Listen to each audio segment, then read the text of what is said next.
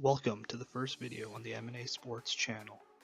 On this channel, you will see a variety of sports content including opinions, analysis, and predictions. This first video centers around who I believe will be in the top 10 wide receivers this upcoming season. Let's get started. At number 10, we have Kenny Golladay. Golladay followed his first 1,000-yard season with another one, receiving for 1,190 yards this season on 65 receptions. He ranked 7th in the league in yardage. He also posted his best numbers in TDs this season with 11, which was also the best in the league. All of this was neatly tied into a bow with his first Pro Bowl selection. Going into next season, I see him continuing to be Stafford's most reliable target. With not much changing in the Lions' offense, Golladay will continue to feast, although I think the number of TDs he scores decreases. I'm predicting 1,215 yards and 8 touchdowns for the former third rounder. At number 9, I have Adam Thielen. Last season we saw Thielen produce 418 yards and 6 touchdowns, while being injured for 6 games. However, Thielen performed well in the playoffs, and with Diggs being traded away, one of the best wide receiver duos has been reduced to just Thielen. With Justin Jefferson replacing Diggs, expect a heavy dependence on the Minnesota State product, while the rookie gains his footing. I expect Thielen to be back at his Pro Bowl level this season, and I'm predicting 1,230 yards and 9 touchdowns.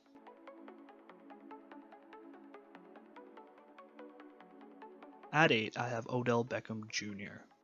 His first season with the Browns didn't go as expected, with 1,035 yards and 4 TDs. It was definitely his worst non-injury season.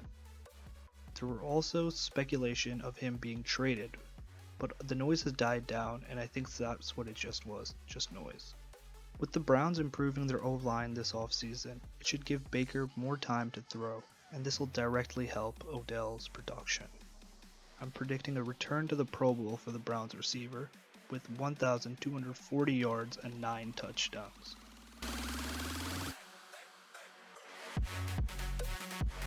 At number 7, we have Chris Godwin. After his breakout sophomore season, Godwin entered the big league of wide receivers last season. His 1,333 yards were third best in the league, and his 9 touchdowns had him tied for 4th in the league. Now that Tom Brady is throwing him the ball, I believe that his numbers will just continue to be at this high level. I'm predicting 1,250 yards and 9 touchdowns for the 4th-year receiver. At number 6, I have the second part of the lethal duo, and that's Mike Evans.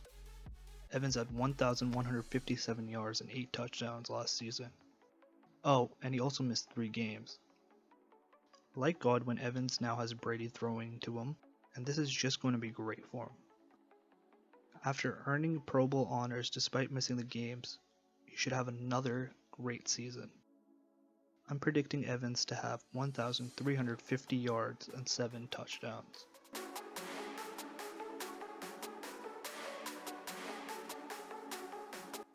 At number 5, I have the Cheetah, Tyreek Hill. Hill had 860 yards and 7 touchdowns last season while missing 4 games. He still managed to be voted into the Pro Bowl, but obviously didn't play because of his team being the Super Bowl champions, Kansas City Chiefs. The high-powered KC offense is back, and Hill will be leading the wide receiver corps. His connection with Mahomes will ensure a great season if he can stay healthy and on the field. I'm predicting 1,340 yards and 10 touchdowns for the Cheetah.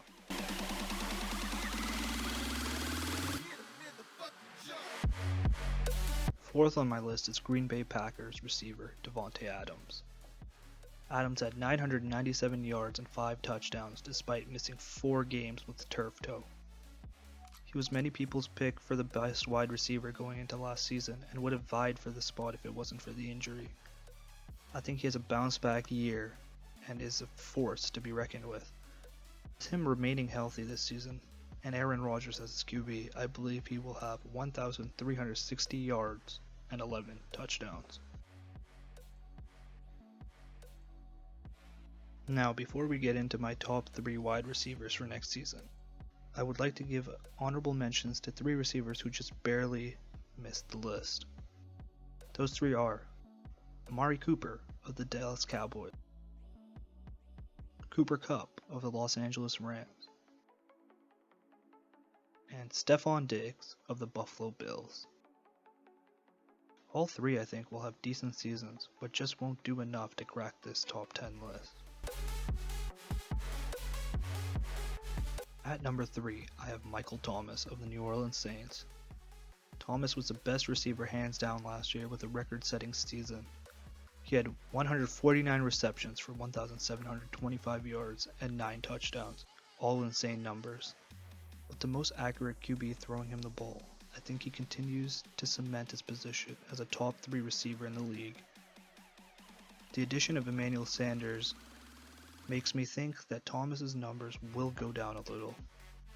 I'm predicting 1,490 yards and 8 touchdowns. At number 2, I have arguably the best receiver of the decade in Julio Jones. Julio Jones continues to produce his insane numbers by having 1,394 yards and 6 touchdowns last season.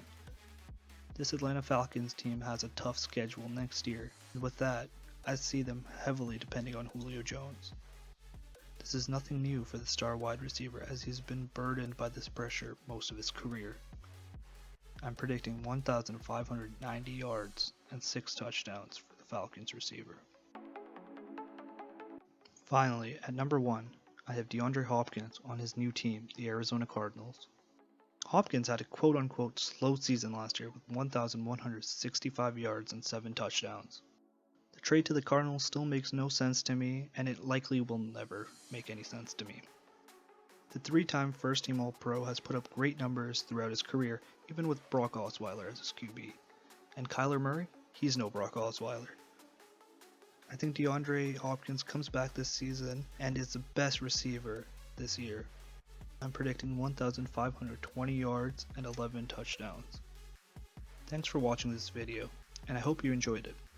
This is hopefully the first of many on this channel, so if you can, please subscribe to the channel to keep up with all the new content that will be posted.